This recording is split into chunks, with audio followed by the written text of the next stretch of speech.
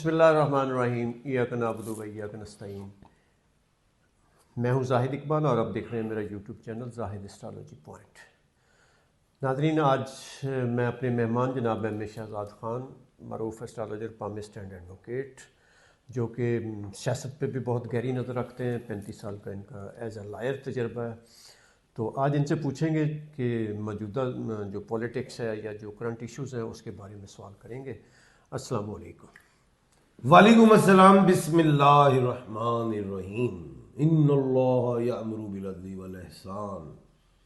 बेशक अल्लाह हुक्म देता है इंसाफ करने का और एहसान करने का। सबसे पहले मैं ये बताता चलूँ कि 35 से 40 साल मेरा केमिस्ट्री एस्ट्रोलॉजी में तजर्बा है। 20-22 साल जो है वो वकालत का है। ये इस तरह है, मैं कहा यार मैं तरदीद कर दिया। जी जी। अच्छा खान साहब, आज इमरान खान की बहनों ने धरना दिया हुआ है अडयाला के बाहर, क्या इनकी मुलाकात हो जाएगी? बिस्मिल्लाह बिस्मिल्लाह। और क्या सवाल? और इसके अलावा राना सनाउल्लाह ने कहा कि इमरान खान पे गद्दारी का मुकदमा भी आ सकता है। और क्या सवाल? और इसके अलावा क्या इन मुज़ाकरात हो सकते हैं इस्टेब्लिशमेंट और खान साहब के दरमियान? चौथा मेरा सवाल है कि क्या जस्टिस जहांगीरी का रिज़ाइन आ सकता है? 2026 में नवाज शरीफ के चांसेस हैं कि वो क्या मरियम नवाज के भी या मरियम नवाज, दोनों में से कौन आ रहा है 2026? वाह जी वाह, बड़े सवाल आ गए आपके पास। नहीं जी, याद होगा एक बात की थी मैंने कि 7 अक्टूबर को सुपर मून हुआ। सुपर मून जिसमें मैंने कहा था 14 अक्टूबर तक इमरान खान साहब कोई दबंग बात ना कर दे सख्त, क्योंकि पावर होती है सुपर मून में। उन्होंने अली अमीनी फारग कर दिया ठा करके और ले आए सुहेल अफरीदी को 1/3 को। 1/12 अली अमीन था जो ले आता। लोग बड़े इख्तलाफ करते हैं मुझसे कि खान साहब ये क्या बातें करते हैं। अब उन्हें क्या पता ये बटे क्या है। ये दौर ही 1/12 का है। आसिफ अली सरदारी 1/12, शहबाज शरीफ 1/12, सिकंदर सुल्तान राजा 1/12, आरिफ अलवी 1/12, उमर अता बंदयाल 1/12, इमरान अहमद खान साहब 1/12। ओ 1/12 चलता जे 20वीं सदी में चलता था 1/4 3 6। नवाज शरीफ साहब 1/4 के मालिक है, नहीं बनेंगे वजीर आजम। मरियम नवाज, मोहतरमा मरियम नवाज बहन जो है 1/4 की खाने की मालिक है, नहीं बनेंगी वजीर आजम। मोहसन नकवी साहब 1/4 के खाने के मालिक है, नहीं बनेंगे वजीर आजम। अच्छा, इसका मतलब कोई नया चेहरा आएगा। बताते हैं आपको। शहबाज शरीफ है 1/12। वो ये बैठे हुए अभी नहीं जा रहे। क्या कहा है? अभी नहीं जा रहे। 1/12 है, समझ गए? 2026 यही रहेंगे। अब लड़ाई किससे है? सरकार की 1/12 से की, इमरान खान से। उन्होंने वजह नहीं करके दोनों अगर वो 1/4 होते तो नवाज शरीफ की तरह कहते जी हमें माफी दे दो, हमसे भूल होगी, हम जा रहे हैं। वो 1/12 बैठा हुआ अंदर जेल में। शेरा दी शेराना लड़ाई पै गई है। है समझ रहे हो? तो मुझे पता है ये नॉलेज क्या है। वह कहानियां लोग सुनाए जी एनजीओ आ रहे थे, फला आ रहे थे। मैं कहा नहीं, तो ये प्रजोबल दुकान 1/12 है। मैं कहा जीत जाएंगे 1/12 थे। बातें नहीं समझ आनी लोगों को। सही, ये तो फिर नॉलेज है ना आपके पास। अब 1/12 के अलावा भी मेरे पास नॉलेज है। 1/12 से भी हैवी एक नॉलेज है मेरे पास। 1/12 से 1/13 तो नहीं हो सकता, लेकिन 1/12 के अंदर इतनी एक बंदे में पावर है जो एक ही हाउस में डबल नाम लेके बैठा हूं। Very good. अब एक बात बताता हूं आपको अभी। अच्छा, एक और नामों में इतनी पावर है। अब देखिए, मैंने आपके प्रोग्राम बेशुमार प्रोग्रामों में मैंने कहा कि जनरल आसिम मुनीर साहब जो है ये आ जाएंगे, ये डिफेंस फोर्सेस के हो जाएंगे चीफ। लोग ये पता नहीं कि चैन गोई है एक्टिंग और नहीं जी ज्वाइंट भी आएंगे। और मैं कहा अमेंडमेंट होगी, ज्वाइंट चीफ नहीं आएंगे, आइंदा भी मैं पेशेंट को दे रहा हूँ नहीं आएंगे, यही है। और मैंने कहा ये आएंगे, वो आ गए। अब एक और बताता हूँ, एक पोस्ट हो सकता है क्या कहते हैं, एक मलिक आसिम, जनरल मलिक आसिम साहब है, हो सकता है वो आ जाए वो स्ट्रेटेजिक नेशनल कमांड में। ठीक है, फिर नीचे फिर DGI की सीट खाली होगी, उधर मेरे दिमाग घूम गया ऐसे करके। अपने बड़े सीनियर जर्नलिस्ट भी हैं, शाहिद साहब भी हैं कोई, वाजिद अजीज साहब, अच्छा वाजिद अजीज साहब, नसीर फैसल नसीर साहब भी हैं, कोई जिक्रिया साहब भी हैं, नुमान जिक्रिया। जिक्रिया, हाँ अब मैं हैरान हो गया, नुमान जिक्रिया साहब भी 1/12 के खाने के मालिक हैं, वाजिद अजीज साहब भी 1/12 के खाने के मालिक हैं, और फैसल नसीर भी 1/12 के खाने के मालिक है। हैरान कौन बात है। अब ये नहीं है जब सारे ही DGIA से ही बन जाएंगे, मुझे लग रहा है सारे ही अहम पोस्टों पे आ जाएंगे, सब एडजस्ट हो जाए। 1/12 चल रहा है, ये दुनिया 1/12 की है यार। उधर इमरान अहमद खान 1/12 हुए, उमर अता बंदियाल 1/12 हुए, वो आसिफ अली जरदारी साहब 2008 में मैंने अपना चैनल में मैंने चैलेंज कर दिया था कि आसिफ अली जरदारी सदर आ रहे हैं और ये जो है यूसुफ रज़ा गिलानी वजीर आजम होंगे, और मैं कहा 2 होंगे वजीर आजम, राजा वो भी आगे राजा परवेज अशरफ भी। वो मैंने इंज खेलना होना, 1/12 थे यूसुफ रज़ा गिलानी साहब। और भाई ये 21वीं सदी है, इसमें 1/12 चलेगा। यूसुफ रजा भी 1/12। हाँ जी, MA शजा खान लोग पूछो, हिसाब लगो, भी 35-40 साल पूरी दुनिया में मुल्क पाकिस्तान का झंडा बुलंद किया। और मैं हलीमा बाजी जो है धरना दे के बैठी हुई है, मरीख जो है ग्रुप हुआ है 5 नवंबर को, तल्लु होगा 3 मार्च को। ये मरीख की वजह से PTI सख्त मुश्किल का शिकार है। 3 मार्च तक खान साहब बहुत मुश्किल में है, PTI बहुत मुश्किल में है। हलीमा बाजी की मुलाकात अभी नहीं होगी। नंबर 1, सुहेल अफरीदी साहब अगर रेड लाइन को क्रॉस करेंगे तो फारिग हो जाएंगे।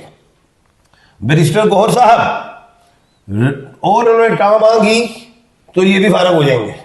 इलेक्शन कमीशन पीछे बैठ गया है, और मैं बता रहा हूं ये खतरे का टाइम चल रहा है। अब जितना सोशल मीडिया है, जितनी PTI के लोग हैं खान साहब के हमदर्द बन के उल्टा सीधा बोल देते हैं, वो खान साहब को और सजाएं दिलवा रहे हैं। ओ भाई तहम्मुल, बुर्दबारी, शाइस्तगी ये लाओ, मुज़ाकरात से हल होना है। बहुत बड़ी तहरीक उठी थी, चली गई, फारिग होगी दफा 144 में उड़ा दी। अब छोटी छोटी जलसियां कुछ नहीं हो सकता, मुज़ाकरात ही वाहिद हल है। उमर अता बंदियाल साहब ने भी मुज़ाकरात का दरवाजा खोला था सुप्रीम कोर्ट ऑफ पाकिस्तान में। पता नहीं किस बेवकूफ ने खान साहब के दिमाग में डाल दिया। खान साहब पोल साइंस किया हुआ है, एक्सपोर्ट के पढ़े हुए काबिल तरीन शख्स है।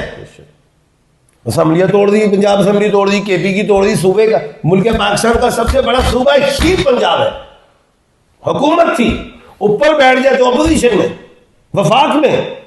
इनकी PDM की क्या थी ऐसी बात, ये सर झुका के इलेक्शन भी कराते, खान दोबारा आते। मेरी गाइडलाइन पे नहीं चले। परवेज इलाही साहब असम्बलियां तोड़ दी, वो भी गए, सारी जेलों में बैठे हुए। मुश्किलात आ गई। अब तो मरीज उल्टा हुआ है, वो गुरु हुआ हुआ है, अब तो पंगे पड़ गए, मुश्किलात है। राना सुल्तान साहब ने कह दिया जी गद्दारी का मुकदमा, कोई ऐसी कोई बात की है। 3 महीने से मैं चीख रहा हूं। और भाई GHQ में बड़ी सख्त सेक्शन लगे हुए हैं, वो उसमें चलान गया हुआ है, उम्र कैद हो सकती है। कह रहा हूं 3-4 महीने से कम 10 से 14 साल है। ये जो हाई कोर्ट में अगर किसी जस्टिस साहब के पास आ गया केस, जो जाहिर इंसाफी जो भी अगर आ गया तो वहां पे बेल हो जाती है, ठा करके आ जाना, ये सजा आ जानी। नहीं होती बेल तो तोशा खाना में भी 10 से 14 साल आएगी। अब आए, ये एक नाम है जस्टिस तारिक जहांगीरी साहब। मैंने पेशन कोई की थी कि जस्टिस तारिक जहांगीरी साहब को रोक दिया गया था। Chief justice, honourable chief justice जनाब सरदार डोगर साहब ने काम से, मैंने कहा सुप्रीम कोर्ट इजाजत देगी, करो। अब क्या है? हाँ बिल्कुल, आपकी वो पेश गोई साबित हुई थी। अब क्या है? अब रिजाइन आ रहा है। अब है ये कि एक इस्तीफा आया मंसूर अली शाह साहब का, एक आया जनाब असर मिनुल्लाह शाह साहब का, ऑनरेबल जस्टिस साहिबान थे। बिल्कुल। अब ये 2-3 दिन के अंदर देखना, ऑनरेबल जस्टिस साहब तारिक जहांगीरी साहब इस्तीफा दे रहे हैं। 90% चांस है मेरा, बता रहा हूं मैं जफर से। नहीं तो फिर भी घर जाएंगे। ये पेशन गोई है। इस्तीफा ना भी दें फिर भी घर जाएंगे। बेशक वही कर दी एम.ए. शहजाद खान ने। अब ये देखें मुज़ाकरात वाला सवाल क्या आपका? क्या पीटीआई और एस्टेब्लिशमेंट या पीडीएम के साथ इनके मुज़ाकरात हो सकते हैं पीटीआई के, या माइनस इमरान खान मुज़ाकरात हो सकते हैं? देखो फैसल वाडा साहब ने कहा है, गालबन का लफ्ज़ ले रहा हूँ मैं, कि जी माइनस इमरान खान तो पीटीआई है, अगर नहीं करोगे तो पीटीआई भी नहीं है। मैं ये कहता हूँ फैसल वाडा साहब बड़े बड़े आदमी हैं, वो नजम सेठी साहब के पास चिड़िया है, इनके पास उकाब है। पहाड़ों तक देखते हैं, ऊपर साकिन करके देखते हैं, 90% उनकी पेशन की पूरी होती है। पेशन कोई नहीं वो करते, वो तो खबर ही लाते हैं, क्योंकि उनके पास उकाब है। तो नजम सेठी साहब के पास चिड़िया थी, वो पावर रखती थी, लेकिन उन्हें काब आ गया ना। अब एक बेटा 12 चल रहा है। अच्छा, अब बात यह है कि अगर इमरान खान, दोनों तरफ से कान पढ़ो, कान इधरों पढ़ो या इधरों, पुठा करके पढ़ लो, पढ़ना कान नहीं है। अगर आपने इमरान खान को माइनस किया तो पीटीआई फिर भी नहीं, और अगर आपने इमरान खान को माइनस नहीं किया तो तब भी पीटीआई नहीं। दोनों तरफ से एक ही कान लो घुमा देते हैं करके। इमरान खान है तो पीटीआई है, इमरान खान नहीं है तो पीटीआई नहीं है। इमरान खान कहता है पीटीआई नहीं है, मैं कोई और जमात ले आया हूं, तो वो है। बिल्कुल बात इमरान खान है।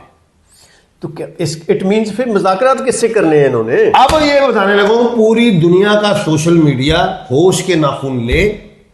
देखें तहरीक बहुत बड़ी हुई पीटीआई की, नो डाउट, बड़े बड़े जलसे देखे, हासिल कुछ नहीं हुआ, गिरफ्तारी ही देखी, दफा 144 ही देखी, ठीक है, डंडे सोटे आंसू गैस ही देखी, हासिल कुछ नहीं हुआ। खान पे और दबाव रहा।